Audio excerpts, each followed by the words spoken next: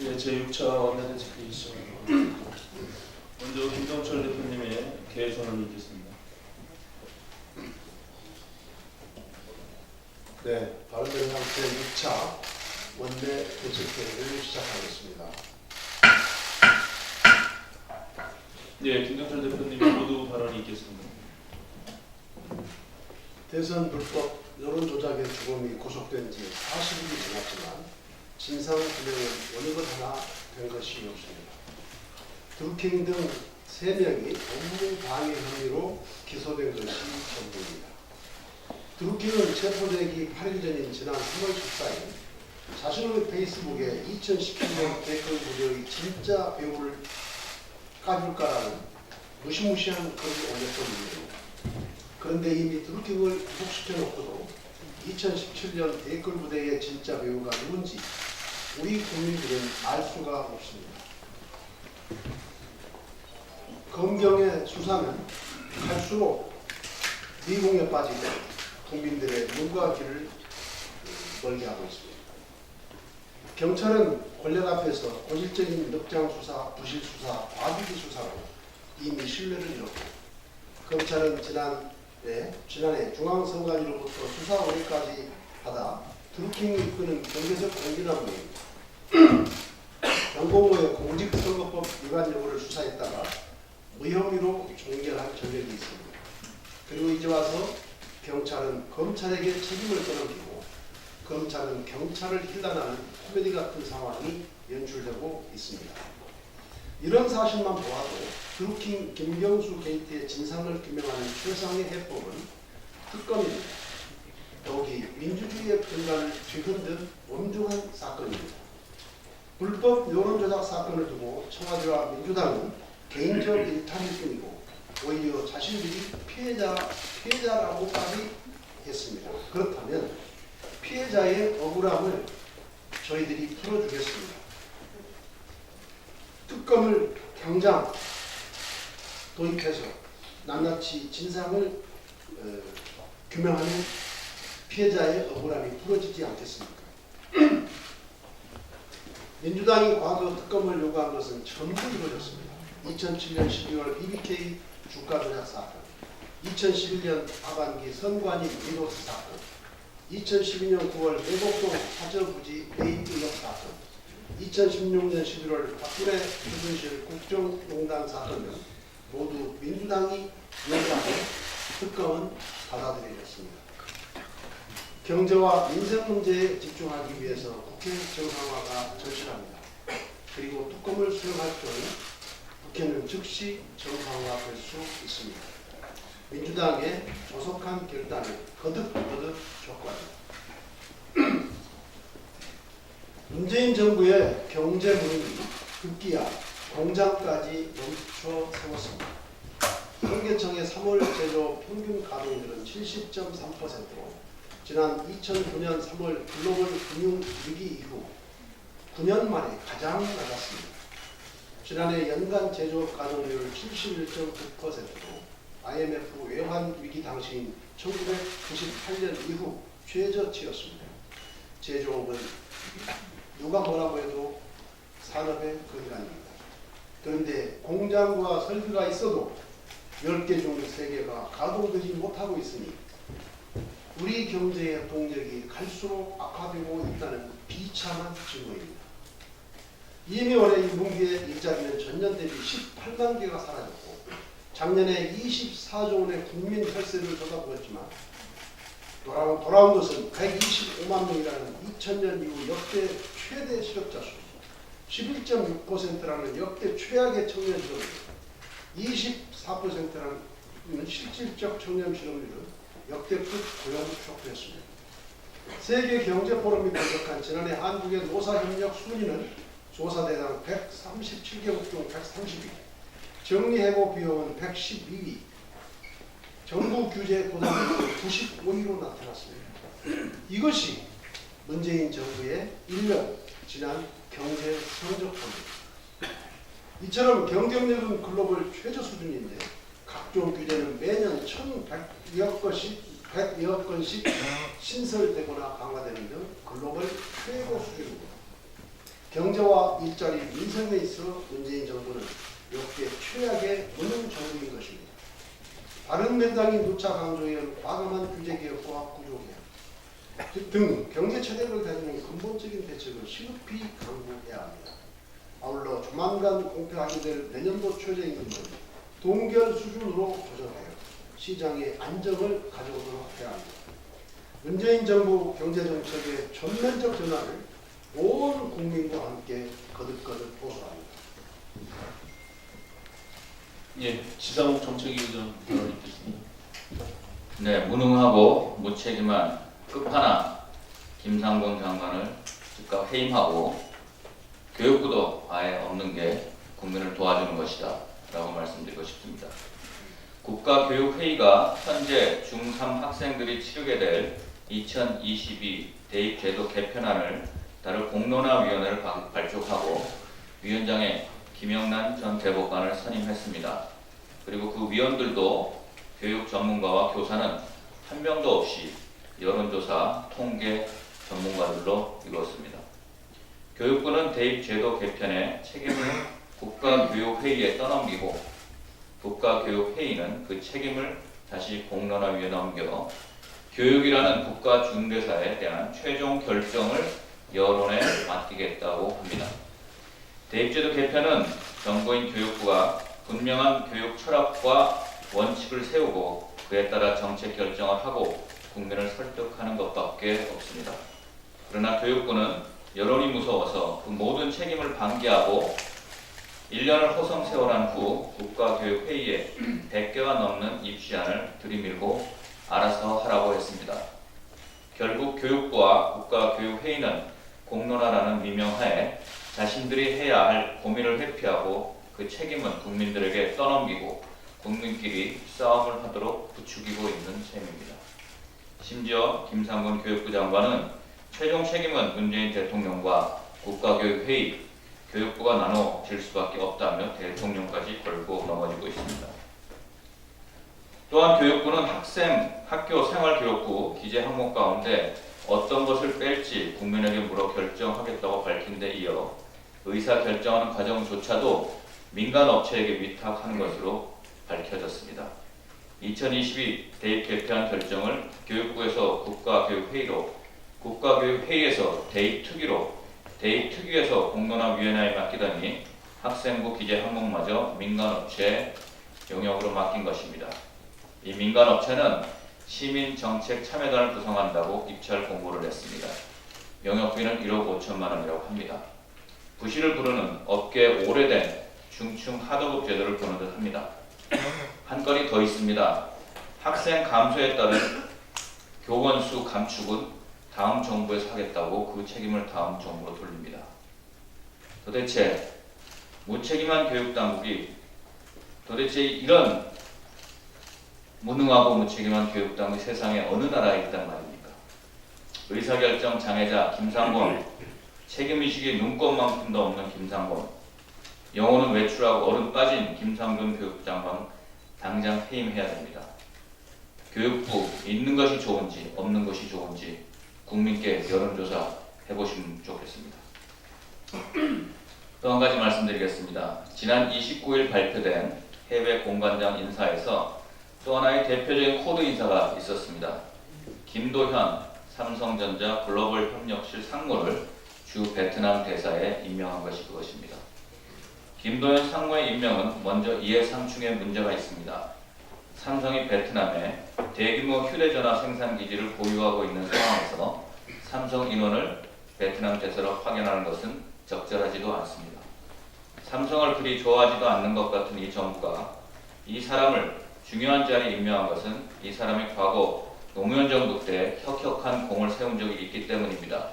2003년 12월 당시 외교부 북미국의 서기관이자 이른바 자주파였던 그는 직원 회식 때 나온 사담을 정리해서 청와대 민정수석실, 당시 민정수석은 지금 현재 문재인 대통령입니다. 민정수석실에 투서를 했습니다.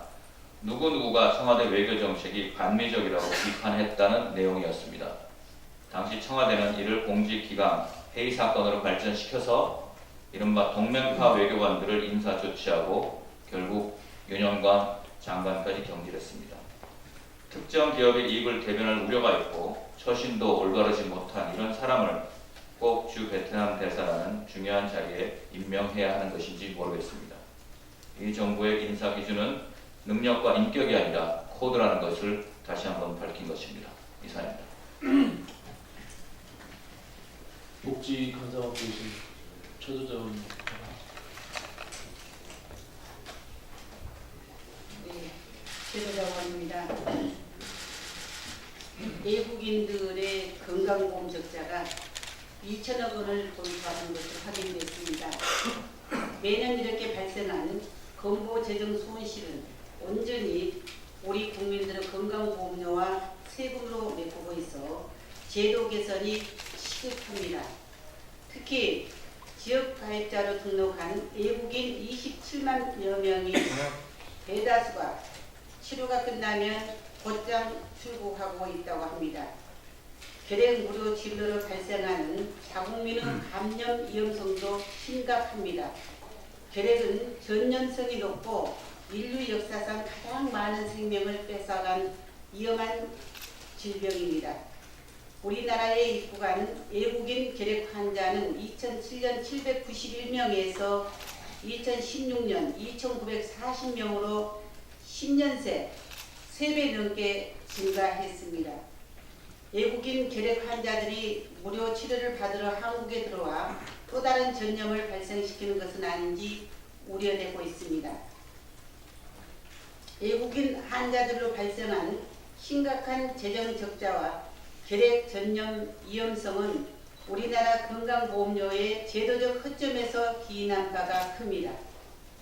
영국은 6개월 이상, 일본은 1년 이상 체류해야 보험을 적용받을 수 있고 독일은 사회보장협약을 체결한 나라의 국민에게만 건강보험을 제공하고 있습니다. 반 우리나라는 3개월 이상 체류한 외국인이 30만 원도 안 되는 단기 보험만 내면 모든 혜택을 받을 수 있습니다. 문재인 케어 도입으로 가뜩이나 건보 재정의 부담이 커질 텐데 무임승차 외국인들까지 건보 재정을 갉아먹도록 수수방관해서는 안 됩니다. 외국인은 건강보험 무임승차를 방지할 대책을 정부에 촉구합니다. 이상입니다. 네, 여가위 간사 맡고 계신 신용현 의원님 말씀하셨습니다. 검찰, 문화예술계, 학계에 이어 전개까지 이어진 미투 운동이 초중고 학교 현장까지 확산되며 SNS 스쿨 미투 페이지에 학교 내 성폭력을 고발하는 피해 사례 제보가 속출하고 있습니다. 교육 현장에서 벌어지는 성폭력은 대체로 피해자, 가해자 관계가 사제지간으로 일반 직장에서 작동하는 위계 질서보다 더 강력하고 특수한 권력 구조 하에서 일어납니다. 이 때문에 피해자는 학교를 더 이상 다니지 못할 수 있다는 불안감과 두려운 마음에 제대로 피해 신고를 못하는 경우도 많고 성적 지식이 제대로 갖춰지지 않은 어린 피해자의 경우에는 피해를 당하고도 피해 사실을 정확하게 인지하지 못하거나 피해 사실을 숨기도록 강요받고 있습니다. 설사 문제 제기가 되더라도 학교는 신성한 교육 공간이라는 이유로 일부 개인의 일탈로 치부되고 문제를 덮기에 급급해 왔습니다. 가해자로 지목된 교사의 처벌은 상대적으로 미미하고 고발한 당사자가 징계나 역고소를 당하는 등 2차 피해를 입는 일이 반복되어 왔습니다. 스쿨 미투를 계기로 교내 성폭력을 뿌리 뽑고 인권과 평등의 가치가 실현되기 위해서는 가해자를 엄벌에 처하고 폐쇄적이고 성을 금기시하는 학교 문화가 바뀌어야 할 것입니다. 또한 미성년자인 피해자 보호를 위해서 더욱 강력한 제재와 보호 조치가 필요합니다. 바른미래당은 사회 각 분야의 폭력 근절을 위해서 당 민생특위 산하의 폭력근절대책위원회를 발족한 바 있습니다. 폭력근절대책위원회에서는 5월 중에 스쿨미투 방지를 위한 토론회를 개최하여 학내 성폭력과 인권 침해에 대한 처벌 강화, 가해자 처벌 등 후속 조치에 대한 모니터링, 형식적으로 운영되고 있는 성평등 교육 내시화 방안 등을 마련해 나가기로 했습니다. 바른미래당은 대한민국의 모든 학교가 성폭력 안전지대로 거듭나서 학생들이 행복하고 안전한 환경에서 교육받을 수 있도록 최선을 다하겠습니다. 감사합니다. 대경 최고위원. 예, 저도 한 말씀만 드리겠습니다. 어제 제가 한국당 홍준표 대표가 평화의 적이라고 주장을 했는데요. 점점 더 확실해지는 것 같습니다. 한반도 평화를 위해서는 북에서는 핵 폐기를 해야 되고 남에서는 홍 폐기를 해야 됩니다. 홍준표 대표가 위장 평화로 늘 주장한 데 이어 어제는 정상회담 합의 이면에 김정은과 청와대 주사파의 숨은 합의가 있다고 했습니다. 그래서 이 말 듣고 홍 대표한테 물어보고 싶어졌는데요. 만약에 트럼프와 김정은의 합의가 되면은 그때에도 김정은과 백악관의 주사파 사이에 숨은 합의가 있다고 공격하실 겁니까? 만약 트럼프가 김정은과 합의를 하면 그때에도 백악관에도 주사파가 잠입했다고 공격하실 겁니까? 홍 대표는 한술 더 떠서 남북 합의는 국회 비준 대상이 아니고 국회 비준해주지 않을 거라고 지금 선전포고를 했는데요. 지금은 한반도의 비핵 평화를 위해서 우리 민족이 똘똘 힘을 합쳐야 될 때입니다. 누가 대통령인가를 떠나서 국회가 한반도의 비핵 평화를 앞당기기 위해서 국회도 제 역할을 해야 될 때입니다. 이처럼 홍준표 대표는 한반도 평화의 적이라는 것을 스스로 간과하고 있습니다. 이제는 정치권뿐만 아니라 우리 국민 모두가 똘똘 뭉쳐 한반도 평화의 장애물인 홍 대표 폐기를 위해서 일어서야 할 것입니다. 네, 교문위 가담하고 계신 이동석 의원님 말씀하겠습니다. 예, 5월 국회 민주당, 한국당 민생 예면하지 말라에 대한 말씀드렸습니다. 5월 임시국회가 2일자로 소집됐으나 구체적인 의사 일정 합의를 이루지 못하고 있습니다. 4월 임시국회는 본회의 한 번 열지 못한 채 아무런 성과 없이 끝났습니다.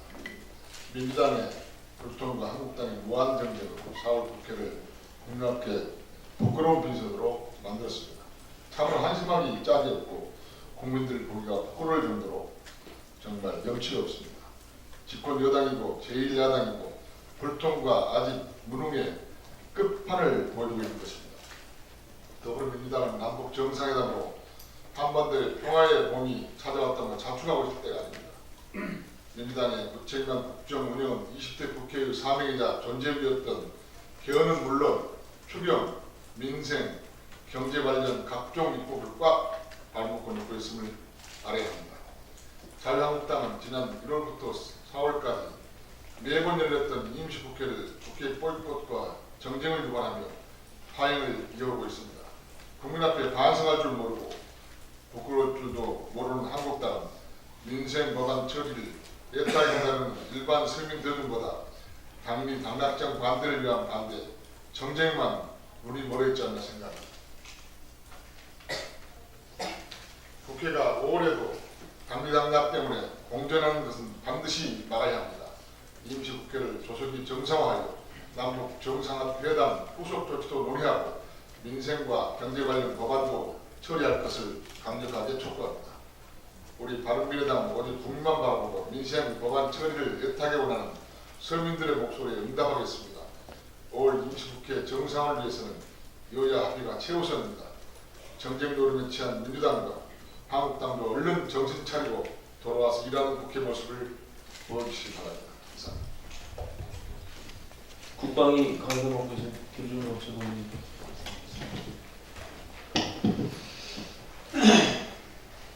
네, 남북 관계 회담이 이런 것도 정말 역사적인 일이었습니다.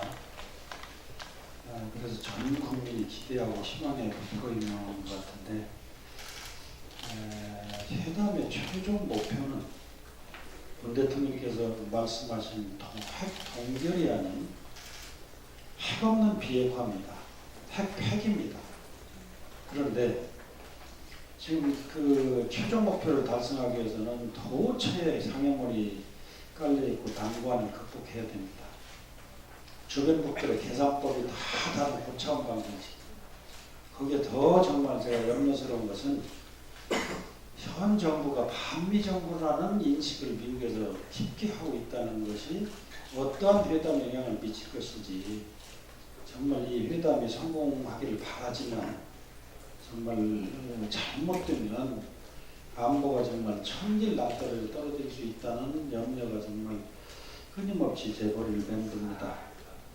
이런 가운데 국민들은 정말 들떠있는 그런 감성적인 그런 상황으로 지금 이끌려져 가는데 어제 리얼미터 조사 결과를 보면 북한의 비핵화 의지를 신뢰한다는 응답이 무려 64.7%에 달했습니다. 일주일 전 불신한다는 응답이 78.3%였습니다. 불과 일주일 사이에 국민들의 인식이 완전히 뒤바뀌었습니다. 아직 우리는 양 정상이 두 손 맞잡은 역사적인 사진 한 장 위에는 모든 것이 북미회담의 성공을 위한 여건 조성임에 무게중심을 둬야 할 때입니다. 한반도 평화를 위한 북한의 완전한 비핵화는 아직도 갈 길이 멀게 남아 있습니다. 이런 때 어제 병구청의 민원 전화가 세도에 했다고 합니다. 입대를 앞둔 대학생들이 입대 시기를 미루겠다는 전화를 합니다. 이유를 묻자 곧 군대를 안 가도 되기 때문이라고 합니다. 자칫 우리의 안보가 해이해진 건 아닌지 정말 우려스럽고 걱정스럽습니다. 이와 같은 잘못된 안보의식은 정부의 탓도 큽니다. 남북 정상회담 직후 무언가에 쫓기듯 곧바로 무장해제를 실행에 옮기기 시작했습니다. 국방부는 공세적 작전 수행에 예산을 대폭 삭감할 것을 검토한다는 얘기까지 나오고 대북 심리전수단의 확산기는 오늘부터 철수한다고 합니다. 이게 시기적으로 이게 맞는 것인지 이렇게 빨리 할 이유가 있는 것인지 회담의 추이를 보면서 해도 충분히 문제가 없는 것인데도 불구하고 바로 행동에 들어갔습니다.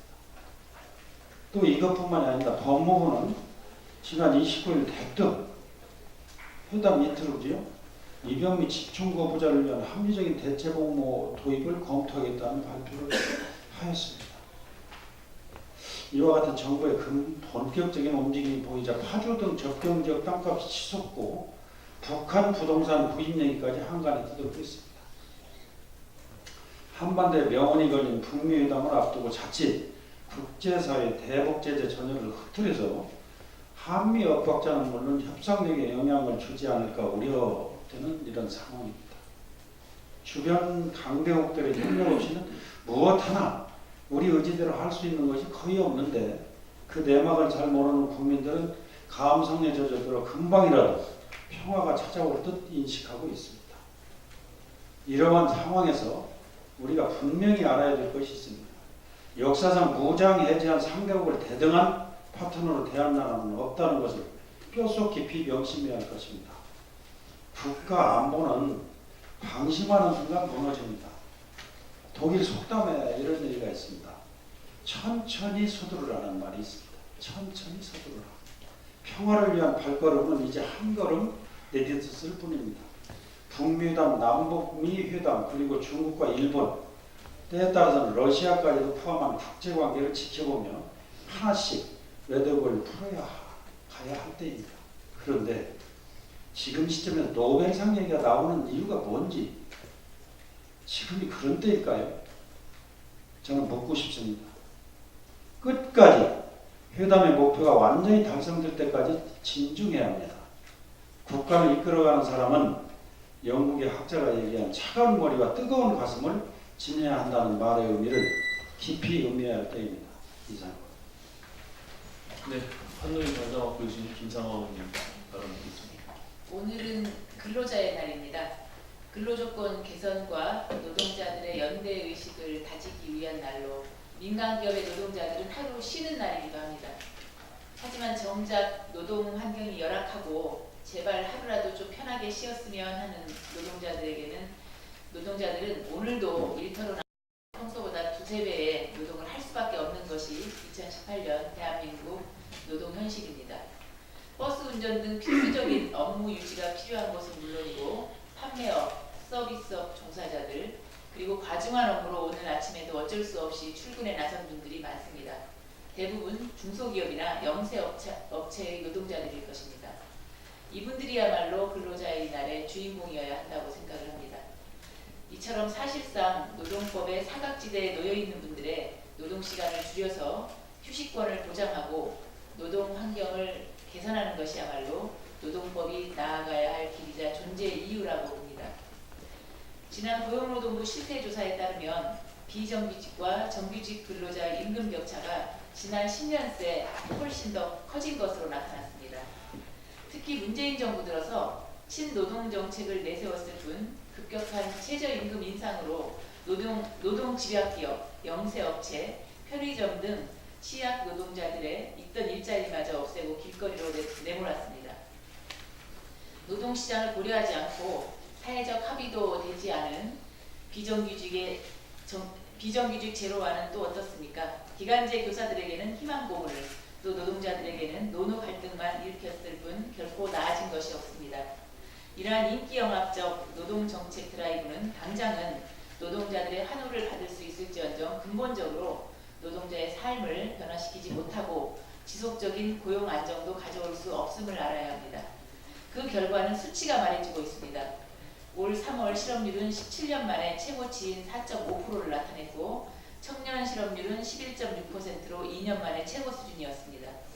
이미 모든 고용지표가 적신호를 켜고 위험을 경고하고 있는 것입니다. 문재인 정부는 노동정책의 실패를 인정하고 노동시장의 이중구조 개선을 비롯한 근본적인 노동개혁부터 시급히 나서야 할 것입니다. 한편 공무원들은 오늘 쉬지 못합니다. 관공서에 공휴일에 관한 규정이 쉬는 날로 정하지 않기 때문인데 판례도 공무원을 근로자로 판단하고 있어서 민간의 노동자들과 달리 볼 이유가 없습니다.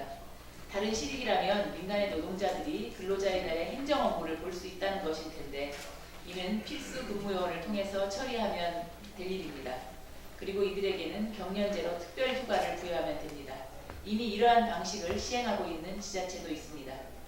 이제 공무원도 근로자로서 근로자의 날 휴식을 향유하되 필수 유지 업무를 비롯해 민간에게 행정 서비스가 이루어질 수 있는 단계적 방안을 모색해야 할 때입니다. 문재인 정부는 이번 근로자의 날을 계기로 더 이상 말로만 노동 친화적인 제스처를 취할 것이 아니라 민간의 노동자 그리고 노동을 제공하는 공무원들이 체감하는 근본적인 변화를 만드는 일부터 해나가기 바랍니다. 국민 여러분들께 부탁드립니다. 그 실종된 총리 좀 찾아주십시오. 지금 정상회담에서 역할이 없었던 총리는 지금 민생을 살피는 그런 역할을 해야 됩니다. 오늘 128주년 노동절입니다. 근로자에게 가장 중요한 것은 일자리입니다. 지금 오늘 당장 청와대에 있는 일자리 상황판을 떼서 총리실에 갖다 놓고 총리께서 앞으로 일자리를 챙기길 바랍니다. 정부는 1·4분기가 채 끝나기도 전에 급하게 추경을 들고 4월 임시국회에 제출했습니다. 그때 기재부에서 하는 말은 이 추경을 못하면 청년 일자리 심각하다, 어렵다, 민생 정말 힘들어진다라고 얘기했는데 지금 그러면 얼마나 지금 민생이 어렵다는 것입니까? 그럼 그 대책은 무엇인지 총리께서 답을 해주시기 바랍니다.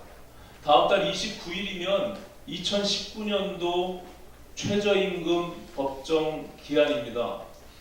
2019년도에 최저임금이 어떻게 될지 초미의 관심사입니다.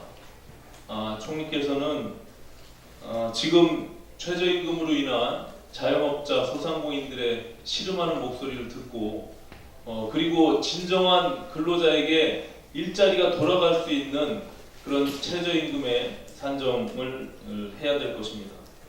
어제 의장이 주재한 원내대표 회동에서 정부 여당은 야당이 주장하는 이 불법 공작, 여론 조작 사건에 대한 특검 수용을 요구했음에도 불구하고 또다시 거부했습니다. 지난 대표님께서 말씀하셨지만 과거에 여당에서 문제가 발생한 부분들에 대해서 야당이 주장하는 특검을 거의 다 수용했습니다. 국회 정상화를 위해서, 민생국회를 위해서 할 수 있는 무한 책임을 지고 있는 여당은 특검을 수용해서 특검은 특검대로 진상규명을 하고 또 국회가 할 역할들을 하면 됩니다. 디도스 특검도 주장을 통해서 수용한 바가 있습니다. 하는 말이 국민들이 특검에 대한 요구와 목소리를 낼 것이다 라는 것이 답변입니다. 참 어처구니가 없는 발언입니다. 지지율에 취해서 그로 인해서 특검 수용하지 않아도 자기네들은 버틸 수 있다, 이런 취지로 들렸습니다. 이런 오만한 민주당의 태도는 반드시 바뀌지 않으면 이 국회 운영에 있어서 앞으로도 정상화되기 어렵다는 말씀을 다시 한번 드립니다. 민주당은 댓글 조작 사건이 주범인 그 드루킹이 이끄는 경제적 공진화 모임, 일명 경공모의 조직적인 활동들이 드러나기 시작했습니다. 댓글 수를 집단적으로 공유하고 또 정치권 뉴스에 모니터링을 배치해서 모니터 요원들이 그 기사를 검토하면서 또 일목요연하게 정리 공유한 것들이 밝혀졌습니다. 민주당은 이 악플만이 불법이고 또 선풀은 착한 댓글이라는 그런 발상을 갖고 있는지 모르겠습니다. 이 조직적으로 조작한 댓글은 모두가 불법인 것입니다. 그런 점에도 불구하고 지금 단순히 개인의 일탈이라고 몰아가더니 이제는 김경수 의원의 보좌관마저도 보좌관의 개인 일탈로 몰아가고 있습니다. 이런 부분들을 명명백백히 밝히기 위해서는 특검만이 유일한 길입니다. 민주당은 국회 정상화를 통해서 이 불법 조작 댓글 사건들에 대한 진상 규명을 위해서 반드시 특검을 수용하고 그 진상 규명을 하기 바랍니다. 네. 그 은수미 성남시장 후보, 은수미 성남시장 후보가 조폭 사업가의 금품 지원 받은 사실 논란이 되고 있는데요. 어제 은수미 후보가 거짓말했다는 진술이 증언이 나왔습니다. 은수미 후보는 자원봉사자였다라고 했지만 어제 그 조폭 사업가와 함께 일하는 그 회사의 임원이 이런 이야기를 했습니다. 나와 그 이제 증인입니다. 나와 이 씨, 은 후보가 함께 있는 자리에서 이 씨가 은 후보에게 차량 기사 지원을 제안했다. 그리고 은 후보가 이 제안을 받아들였다는 겁니다. 즉, 은 후보는 자기가 불법 정치 자금을 수수했다는 것을 인지하고 이 운전기사를 썼다는 것이 확인된 것입니다. 이 범죄 사실이 확인된 이상 검찰은 은 후보를 긴급 체포해서 수사를 해야 됩니다. 근데 지금 청와대의 눈치만 보고 있는 검찰과 경찰이 김경수 의원건도 그렇고요. 계속 증거인멸할 시간을 벌어주고 있는데요. 지금 이런 진술이 나왔는데도 체포 수사 조치를 취하지 않고 있는 것을 볼 때 은수미 후보에게도 지금 증거인멸할 시간을 벌어주고 있다는 의심을 강하게 가질 수밖에 없습니다. 은수미 후보 당연히 사퇴해야 되고 민주당은 은수미 후보 자격 박탈해야 되고요. 그걸 넘어서 검찰은 즉각 은수미 후보 체포해서 수사를 해야 됩니다. 아마 은수미 후보 오래 버틸 겁니다. 지난 김기식 사건과 같이 은수미 후보 더 좋은 미래 소속이었습니다. 김기식 사건 끝난 것이 아니라 명명백백히 그것 또한 검찰에서 수사해서 진상을 밝혀낸 것 같습니다. 이상 공개회의 마치도록 하겠습니다. 비공개로 진행합니다.